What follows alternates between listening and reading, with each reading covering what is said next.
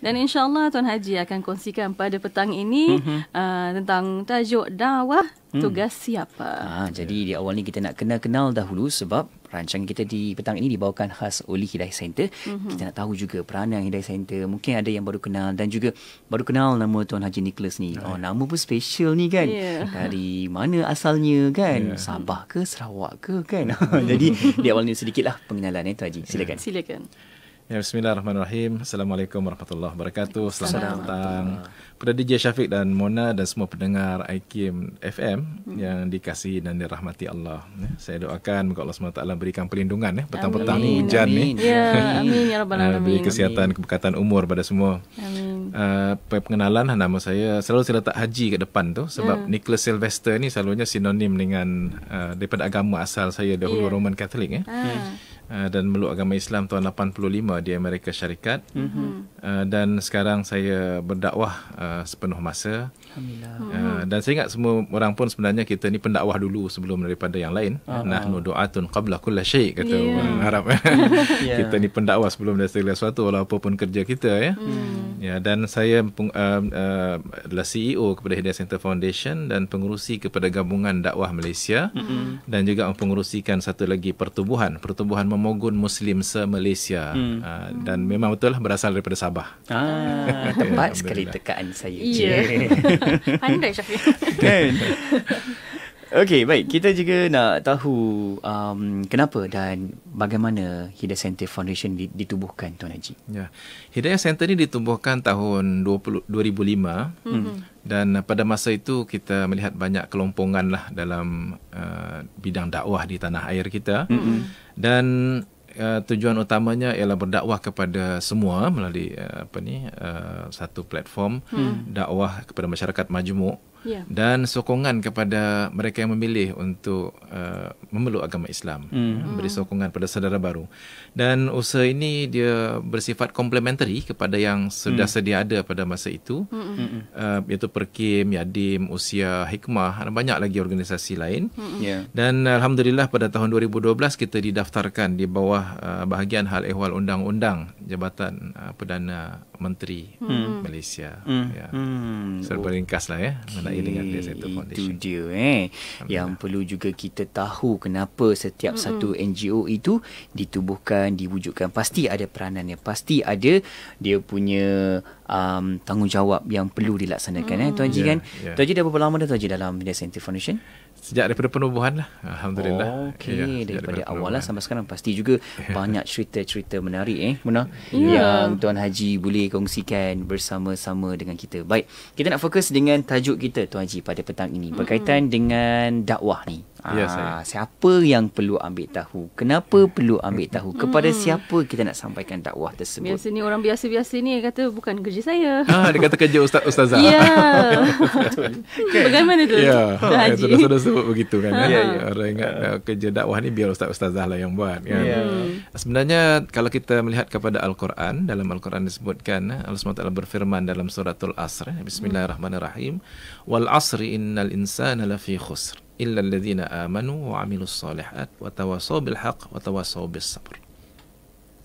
Demi masa sesungguhnya semua manusia itu dalam kerugian melainkan mereka yang beriman dan beramal soleh dan nasihat-menasihat kepada kebenaran dan menasihat-nasihat kepada kesabaran.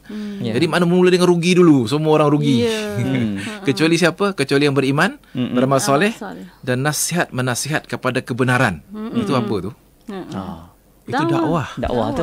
Nasihat-menasihat kepada kesabaran. Tapi nak sabar apa kalau tak buat dakwah dan tak mengalami cabaran-cabaran kan? Jadi dakwah itu sebenarnya adalah tugasan semua manusia yang tidak mau rugi. Dan Abdul Al-Maududi dalam kitabnya Tafhimul Quran, bila dia menceritakan mengenai khusrin itu ataupun kerugian itu, dia mengatakan kerugian itu bukan hanya rugi sementara di dunia ini, tapi rugi itu rugi di akhirat. Jadi kalau kita mau untung di akhirat, kita kena bukan hanya beriman beramal soleh tapi juga melakukan dakwah dengan nasihat-menasihat kepada kebenaran, nasihat-menasihat kepada kesabaran. Jadi kalau kita nak ulas lagi ayat itu, sebenarnya banyak lagi kita boleh ulas, tapi kalau kita melihat pula kepada yang lain, ada banyak juga dalil yang lain menunjukkan bagaimana dakwah ini sebenarnya adalah satu tugasan yang mana Nabi SAW itu dalam Al-Quran 700 kali diperintahkan Allah SWT, qul, katakan. Katakan, qul ya ayyuhal kafirun. Katakan pada orang kafir, dan banyak lagi seruan kepada Nabi SAW, sehingga Nabi SAW sendiri menyatakan iaitu baligh anni walau ayat. Sampaikan dariku walaupun satu ayat. Jadi kalau kita melihat kepada suasana semasa turunnya ayat perintah daripada Nabi SAW ini memerintahkan untuk baligh anni walau ayah, maka umat Islam pada masa itu walaupun tak tahu sangat pasal Islam ini, mereka bertebaran untuk menyampaikan agama Allah SWT. Jadi sepatutnya spirit dia pada masa ini, umat Islam ini spirit dia spirit dakwah. Dia semangat dia itu sepatutnya penuh dengan keinginan untuk berdakwah. Dan dia satu yang kalau kita tidak menyampaikan dakwah pula ini, mungkin kita bimbang, kita jatuh dalam satu keadaan yang dikatakan dosa kitman itu, menyembunyikan kebenaran. Dalam surah Al-Baqarah ayat 159 itu, innal ladzina yaktumuna ma anzalna minal kitab ulaika yal'anuhumullah wa yal'anuhumul la'inun. Na'udzubillah min zalik. Kita minta jauh daripada itu, bahawa sungguhnya orang-orang yang menyembunyikan apa yang telah kami turunkan berupa keterangan-keterangan yang jelas dan petunjuk setelah kami menerangkannya kepada manusia dalam Al-Kitab, mereka itu dilaknati Allah dan dilaknati pula oleh semua makhluk yang dapat melaknati. Jadi ini kita bimbang-bimbang. Sebenarnya di situ ada suruhan perintah, dan di situ juga perintah mengenai dengan larangan untuk kita menyembunyikan kebenaran yang ada pada kita umat Islam ini. Masya Allah, tak terkecuali rupanya. Betul kan, kita ni semua termasuk juga kan, supaya peranan tanggungjawab kita ni ambil tahu, ambil berat kan.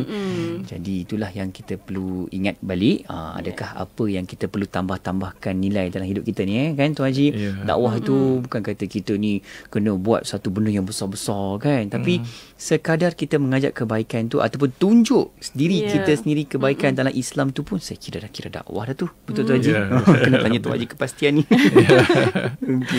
Okey. Untuk para pendengar, boleh hantarkan soalan anda untuk Islam Agamaku pada waktu ini. Boleh hantarkan ke WhatsApp konti 0129 004 dan juga boleh tinggalkan soalan anda di FB IKIM FM di bawah poster, dan juga FB Live IKIM FM pada waktu ini. InsyaAllah kita akan berehat seketika. Kembali selepas ini, insyaAllah Tuan Haji akan kongsikan pula bersama dengan kita apa keistimewaan orang yang berdakwah ni. Pasti kita ada ikon kita kan, Nabi kita, baginda Nabi Muhammad SAW. Itu dia paling contoh yang terbaik. Nanti Tuan Haji akan huraikan dengan lebih lanjut insyaAllah. Okay? Sambung kembali bersama Tuan Haji. Mungkin kita nak tahu Tuan Haji, apa keistimewaan orang yang berdakwah ni Tuan Haji? Silakan. Saya ingat Bismillahirrahmanirrahim. Apa yang disebutkan dalam Al-Quran mengenai dalam surah Yusuf, Nabi Muhammad SAW diperintahkan untuk memberitahu kepada umatnya, kepada kita lah. Auzubillahi minasyaitanir rajim. Qul hadhihi sabili ad'u ila Allah ala basiratin ana wa man ittaba'ani. Dalam surah Yusuf ayat 108 itu, katakanlah inilah jalanku, jalan yang lurus. Ad'u ila Allah, aku menyeru kepada Allah, ala basirah, atas keterangan-keterangan bukti yang nyata aku dan orang-orang yang bersama dengan aku. Jadi mana orang yang berdakwah ni adalah orang yang mengikuti Rasul, mengikuti jalan Nabi, para Anbiya alaihi salatu wasallam. Tujuan manusia yang paling mulia diutuskan Allah SWT untuk berdakwah. Jadi kalau kita berdakwah, kita seperti para Rasul lah, mengikut jejak para Rasul. Alangkah istimewanya. Hatta Allah SWT berfirman dalam surah Al-Fussilat ayat 33 itu, dalam syaitan rajim, wa man ahsanu qawlan mimman da'a ila Allah wa amila salihah wa qala innani minal muslimin. Dan siapakah yang lebih baik perkataannya? Allah bertanya, ini bukan Allah tak tahu kan? Allah menegaskan bahawa siapakah yang lebih baik perkataannya daripada mereka yang menyeru kepada Allah. Ad'u ilallah ala wa man ahsanu qawlan mimman da'a ila Allah, yang menyeru kepada Allah itu wa amila salihan, dan dia beramal dengan amal soleh, dan dia mengatakan aku termasuk orang Islam. Jadi bila ditegaskan begitu, maknanya tegasan Allah SWT, orang yang menyampaikan dakwah ini adalah orang yang baik, terbaik perkataannya. Kalau kita kira dalam sehari kan, perkataan-perkataan yang kita tuturkan, berapa banyak yang merupakan dakwah sebenarnya. Kan? Kalau kita jadi seorang pendakwah yang perkiraan dalam jiwa kita ialah macam mana nak sampaikan Islam ini, dan bagaimana untuk berkongsi kebenaran ini, maka di situ sebenarnya perkataan yang kita keluarkan perkataan yang terbaik sekali. Dan sabda Nabi SAW, dia 3 serangkai yang dibincangkan selalu oleh para ulama mengenai dengan kemuliaan orang yang berdakwah ni, keistimewaan orang yang berdakwah ni, la ayahdiyallahu bika rajulan wahidan khairul laka min humurun na'am. Dalam satu versi yang lain katakan khairul laka minad dunya wa ma fiha. Dalam satu versi yang lain khairul laka mimma tala'at 'alaiha syams. Jadi maknanya sekiranya Allah SWT buka pintu hati seorang mendapat hidayah lantaran daripada usaha kamu, itu lebih baik kepada kamu daripada unta merah, kata Nabi SAW. Kalau zaman ini kita tak faham tu nilai tu, nilai unta merah kan. Di antara benda yang paling berharga kepada orang Arab satu masa dulu, unta merah lah. Desert kan, padang pasir kan, apa yang lebih berharga daripada seolah-olah kenderaan begitu kan. Mungkin kenderaan masa ni, kalau unta merah ni, kita jangan cerita pasal Proton perdana, jangan cerita itulah, mana is like a Ferrari, red Ferrari ke apa, Porsche ke apa kan. Pada masa ni sekumpulan benda-benda begitu kan. Mana dari segi nilaian dunia, tapi maknanya dalam rangkaian yang lain tu disebutkan lebih baik kepada kamu daripada segala dunia ini dan segala isi-isinya. Kalau kita, seorang terbuka pintu hatinya, dapat hidayah lantaran daripada usaha kita, itu lebih baik daripada satu lagi rangkaian itu mengatakan daripada segala yang disinari oleh matahari. Mana bukan hanya dunia ini, kalau matahari kan dia menyinari lebih daripada itu. Planet-planet dan sebagainya, begitu besar sekali nilaiannya, keistimewaan kepada pendakwah yang kerana usahanya itu orang terbuka pintu hatinya untuk Islam. Allah, itulah yang kita menjadikan sebagai ikon kita, baginda Nabi Muhammad sallallahu alaihi wasallam. Namun bila ada baginda Nabi Muhammad sallallahu alaihi wasallam, pasti ada sirah-sirahnya juga, Tuan Haji. Kita juga nak tanya Tuan Haji, mungkin ada kisah-kisah dakwah semasa zaman Nabi Muhammad sallallahu alaihi wasallam yang mungkin boleh kita ambil ikhtibar dengan konsep dakwah tu, Tuan Haji. Ya. Sallallahu alaihi wasallam. Kalau kita melihat kepada Nabi sallallahu alaihi wasallam, ini sebenarnya sunnah yang terbesar Nabi sallallahu alaihi wasallam. Kalau kita boleh fikirkanlah, kita boleh mengkaji balik sirah Nabi sallallahu alaihi wasallam. Apa dia sunnah Nabi yang terbesar sekali? Kalau tidak dakwah. Dakwah lah. Nabi SAW diutuskan untuk berdakwah, untuk menyampaikan, mengajak orang, sehingga kan tidak ada lagi di keliling Nabi SAW itu melainkan sampai Islam kepada mereka. Umat Islam bila memeluk agama Islam mempunyai banyak cabaran. Ada di antara mereka yang datang kepada Nabi SAW dalam keadaan sudah Islam tapi ada kelemahan dari segi keimanannya. Ada yang datang jumpa Nabi, ada mengatakan, ya Rasulullah, izinkan aku berzina. Sampai macam tu pun ada kan. Sampai macam tu ada di kalangan para sahabat kan. Jadi islahiyah itu tetap berlaku, dakwah islahiyah membetulkan keadaan itu tetap berlaku. Tetapi Nabi tidak mengabaikan untuk memanggil orang, menjemput orang kepada Islam ini. Sehingga semua di keliling Rasulullah SAW itu memeluk agama Islam kan. Setelah wafatnya Rasulullah SAW, seluruh Mekah itu Islam. Madinah itu, kecuali 1-2 kes yang kita dengar lagi setelah zaman Sayyidina Omar, Abu Bakar. Tapi boleh katakan yang tak masuk itu pun dah dengar risalah Nabi SAW. Itu sunnah Nabi yang paling besar, menyampaikan Islam kepada semua di keliling. Sehingga bukan hanya di Mekah, tetapi juga sampai kepada Nabi kan menghantar utusan-utusan sampai ke Rom, sampai ke Habsyah, sampai ke Yaman dan sebagainya. Hampir seluruh dunia lah, yang known world pada masa itu, Nabi sampaikan Islam itu. Itu sunnah Nabi SAW yang terbesar. Dan dalam menyampaikan itu sudah tentulah Nabi SAW menghadapi terlalu banyak cabaran. Tapi cabaran-cabaran itu Nabi SAW tidak berhenti, melainkan Nabi mencari lagi jalan lain bagaimana supaya sampai juga. Kan? Apakah kita seperti itu pada masa ini? Kita fikir saja, apa persoalan paling besar bermain dalam benak pemikiran kita, umat Nabi SAW ini, yang sentiasa memang sangat cintakan Nabi SAW. Sangat, bila sebut Nabi je, hati kita terdetik. Kita rasa sayu, rasa terharu, rasa sebab. Tapi apakah kita melaksanakan sunnah terbesar Nabi SAW ini, berkongsi hidayah dengan yang lain di keliling kita yang belum lagi mendapat hidayah? Subhanallah, kita di Malaysia ni ramai lagi yang mungkin belum mendapat Islam yang sebenarnya, belum sampai lagi. Dan ini bertentangan dengan sunnah Nabi SAW. Kita dalam keadaan yang belum lagi mengikut sunnah Nabi SAW selagi mana kita tidak mengusahakan yang itu. Subhanallah. Itu dia, Muna. Kita ni kadang-kadang terfikir juga muhasabah diri kita. Apa setiap hari dakwah yang kita dah buat kan. Walaupun sekecil-kecilnya, awal pagi tadi subuh kita maklumkan dalam grup WhatsApp kita, keluarga kita kan, hai bangun-bangun, itu pun juga dikategorikan sebagai panggilan kebaikan kan. Kita bantu orang, seru orang untuk buat kebaikan lagi. InsyaAllah mungkin kita boleh buat lagi lepas ni Mona. Perbanyakkan lagi tu kan. Walaupun sekecil-kecilnya. Okay. Walaupun sesibuk mana pun Rasulullah pun sibuk dengan umatnya, tapi still juga dakwah tak berterusan sehingga Islam sampai hari ini.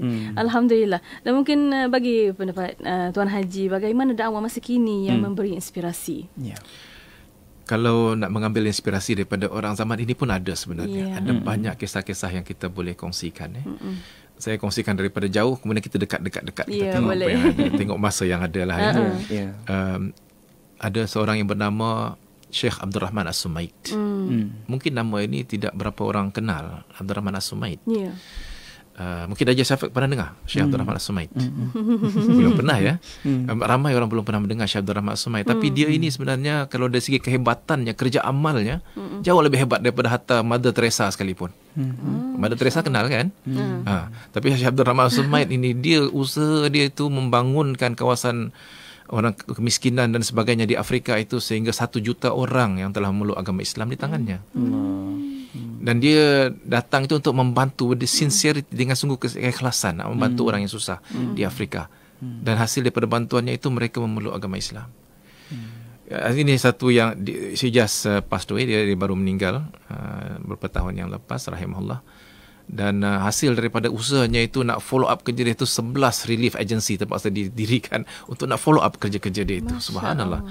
Hebat Syekh Abdul Rahman As-Sumaid. Dan ada lagi yang masih hidup. Yang masih hidup ni kita jangan sebut dulu kot. Nanti mungkin lepas itu, sebab inspirasinya masih berkisar di sekitar usaha di Afrika. Kita ada orang seperti di Filipina, kita main dekat sikit. Di Filipina orang seperti Omar Penalber, Syekh Omar Penarber ada di situ, Fahad Tambara, ada berapa orang yang melaksanakan usaha-usaha dakwah ini, yang ribuan orang mendapat hidayah hasil daripada usaha mereka bersungguh-sungguh untuk menyampaikan Islam. Bersama dengan kami di Hidayah Center pada beberapa hari ini, Yusuf Chambers daripada UK. Beliau ada bersama-sama dengan kita dan akan berkongsi di beberapa tempat perkongsian yang mengenai dengan dakwah di UK. Kita tahu kan di UK berapa ramai orang memeluk agama Islam, agama yang paling cepat berkembang. Kalau di UK ada bersama-sama dengan kita di Malaysia sekarang ini. Ada mungkin kita boleh kongsikan nanti dari segi dalam Facebook kita apa jadualnya. Kita ada berapa public programs insya-Allah bersama dengan Yusuf Chambers. Kalau kita lebih dekat lagi di Malaysia ini, kita boleh melihat contohnya kepada Tuan Haji Abdul Rahman Kasim. Tuan Haji Abdul Rahman Kasim, dia bersara awal daripada kerja profesional untuk berdakwah.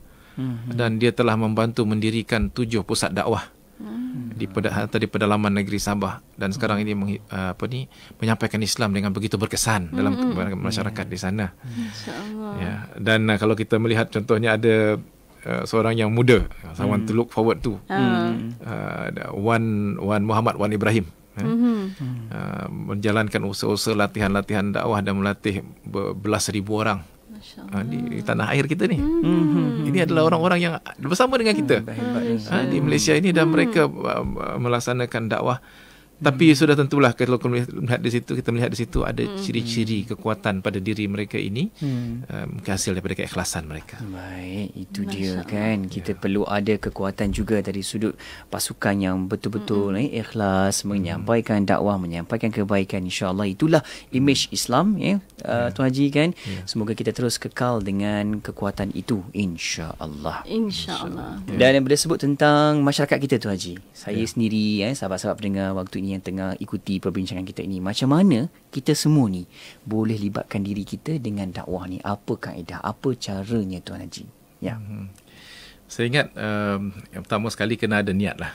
Niat untuk berdakwah. Innamal a'malu binniyat. Semua amal itu dengan niat. Dan niat untuk menjadi rahmat kepada seluruh alam lah, termasuk non-Muslim. Nabi Muhammad SAW itu diutuskan, Wa ma arsalnaka illa rahmatan lil alamin. Tidak diutuskan engkau Muhammad melainkan untuk menjadi rahmat kepada seluruh alam. Dan kita kena berniatlah untuk nak melakukan sunnah yang terbesar itu. Yang Rasulullah SAW ni menyampaikan Islam kepada semua yang di keliling kita. Berusaha menambah ilmu dakwah dengan belajar, Kalau kita melihat kepada kursus-kursus yang kita jalankan sekarang ini, terlalu banyak kursus. Hampir setiap minggu kita sedang berjalan kursus di seluruh negara. In fact, the next one ni di Kuala Lumpur. Dan kita menggalakkan untuk menyertai kursus-kursus ini, melakukan pendekatan harmoni dalam dakwah kepada non-Muslim di keliling kita. Kalau kita nak berdakwah tu, biarlah dalam suasana yang penuh harmoni, tidak menimbulkan ketegangan, melakukan pendekatan-pendekatan yang mungkin menimbulkan keresahan, konflik. Kita tidak mahu yang itu. Kalau boleh kita nak keharmonian, berusaha mengamalkan Islam yang sebenar, supaya kita menjadi contoh yang terbaik kepada yang di keliling kita. Jadi saya ingat itu adalah panduan-panduan kita lah untuk berdakwah kepada semua yang di sekeliling kita.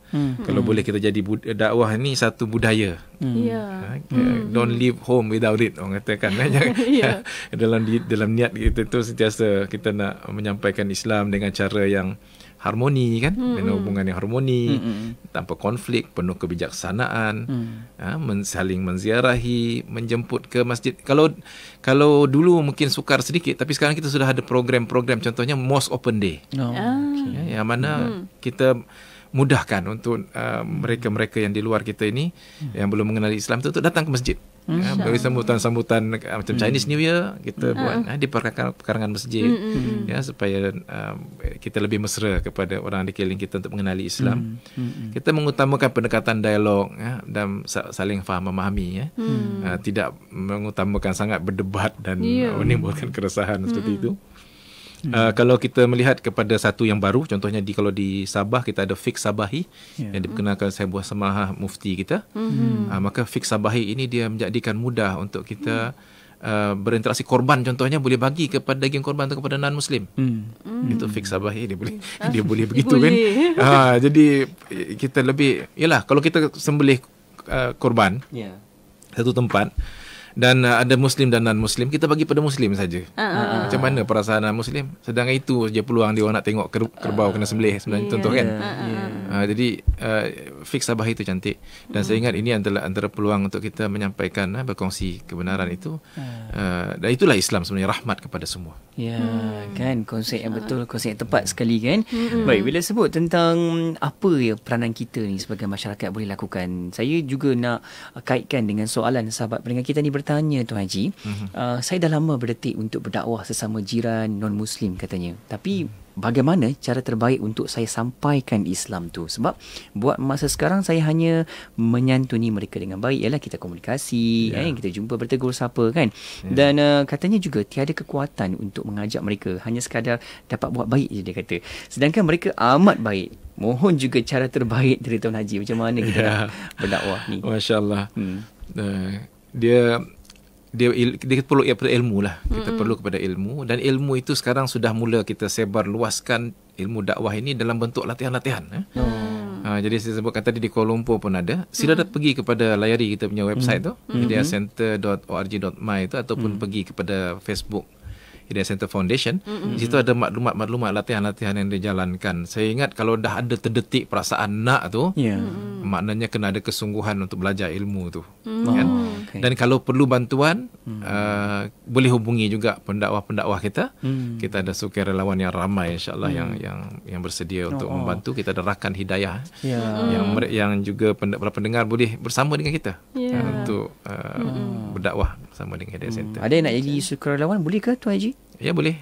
Memang kita buka juga, kita buka. Memang kita ada program itu, insya-Allah. Okey, baik, Tuan Haji. Sebelum kita berakhir, Tuan Haji, mungkin ada sahabat pendengar yang nak tahu sendiri pengalaman Tuan Haji dalam membimbing rakan-rakan mualaf kita, kan, saudara baharu kita. Untuk mereka ini pastinya ada dugaan cabaran. Macam mana kita ini, peranan kita sebagai orang Islam, menguatkan hati mereka, cabaran dari sudut mental, fizikal mereka ni. Tuan Haji pasti ada pengalaman, cerita sikit, Tuan Haji.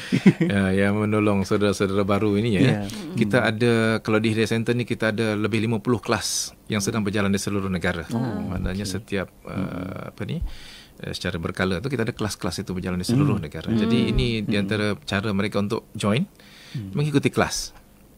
Dan tidak ada yang lebih menguatkan keyakinan seorang selain daripada ilmu. Ilmu itu penting, bersama dengan para pendidik-pendidik kita yang volunteer dan juga yang melaksanakan tugas penuh masa mendidik mereka, ada di semua tempat. Kalau saya ingat dalam kisah inspirasi tadi saya boleh sebut beberapa nama sebenarnya. Yang mereka ini telah menyantuni beribu-ribu saudara baru ni melalui Hidayah Center Foundation. Ammar di Kuala Lumpur, Wan Faik di Selangor, Fakhrul Razi di peringkat pusat, dan terlalu ramai sebenarnya yang sekarang ini kalau di seluruh negara kita ada kelas-kelas yang sedang berjalan. Itu sila bersama dengan kami. Kadang-kadang kita cakap tentang orang luar, tapi sebenarnya Tuan Haji sendiri pun ada ceritanya ni. Berapa lama dah Tuan Haji dalam Islam? Saya tahun 85. Alhamdulillah. Alhamdulillah. Pasti ada cerita kisah juga tu kan. Itulah. Saat melafalkan syahadah tu kan, tertarik dengan Islam. Mungkin ada kisah juga. Pada saya saya ingat kita kena lebih mengutamakan perkongsian secara meluas. Maknanya lebih ramai yang boleh melakukan perkongsian itu, lebih ramai yang boleh membantu saudara-saudara baru, lebih ramai yang boleh menyampaikan dakwah dengan berkesan. Pada saya itu adalah misi Hidayah Center Foundation lah. InsyaAllah. Moga beri kekuatan lagi untuk Tuan Haji dalam membimbing Hidayah Center Foundation, insyaAllah. Juga sahabat-sahabat kita yang memerlukan Tuan Haji dekat luar sana, insyaAllah. InsyaAllah. Dan mungkin tinggal sedikit masa lagi Tuan Haji untuk pesanan kepada pendakwah dan bakal pendakwah di luar sana. Tuan Haji silakan. Ya, saya ingat ada beberapa perkara. Pertamanya ialah hadirlah kursus-kursus ni kan. Kursus-kursus yang kita adakan secara percuma sebenarnya. Dan saya bagi satu nombor di sini untuk bagi yang berminat untuk mengetahui kursus kita di Kuala Lumpur. Wan Muhammad Wan Ibrahim. Panggilan manja dia Wan Am. 012 661 5745. 012 661-5745. Hubungilah dia untuk kursus-kursus yang terdekat di tempat anda. Bersama menyumbang dengan Ansar Initiative. Ansar Initiative ni serendah RM1 sehari. Untuk kita berasa kebersamaan dalam dakwah ini. Bagi keketangan kerajaan pula tu, kita boleh bersama menyumbang dengan potongan bulanan melalui angkasa. Itu pun boleh dilakukan.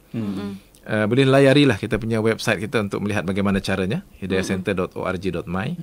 Dan hubungi kami di talian. Kalau nak bercakap dengan orang, boleh melalui talian 03 4108 9669. 03 4108 9669. Atau pergi kepada Facebook kami, Hidayah Center Foundation. Dan satu lagi yang mungkin ingin saya warawarakan ialah program bersama dengan Yusuf Chambers. Ada di sini kita punya poster. Mungkin boleh nampak ini program-program akan diadakan, tapi pergi website lah. Website atau Facebook akan ada penerangan di mana dia akan berada. Yusuf Chambers ni seorang yang berpengalaman lama dalam dakwah, dan ini adalah di antara orang yang bangun tidurnya dakwah. Masya-Allah. Dia daripada UK. Timothy Chambers, juga bekas Roman Catholic yang telah meluk agama Islam. Alhamdulillah, dan sekarang aktif berdakwah. InsyaAllah. Boleh berkongsi begitulah. Itu dia perkongsian sungguh menarik dari Tuan Haji Nicholas Sylvester berkaitan dengan dakwah tugas siapa. Lepas ni kita dah boleh buat dah, take note apa kita perlu sampaikan. Walaupun tak sempat sampaikan, kita tunjuk lagi kebaikan Tuan Haji. InsyaAllah. Itulah peranan kita, insyaAllah. Moga dapat buat yang terbaik. Semangat ni berterusan, insyaAllah. Alhamdulillah. Dia akhirnya terima kasih banyak-banyak kepada Tuan Haji. Terima kasih kembali. Nicholas Sylvester. InsyaAllah kita jumpa lagi. Assalamualaikum. Waalaikumsalam warahmatullahi wabarakatuh.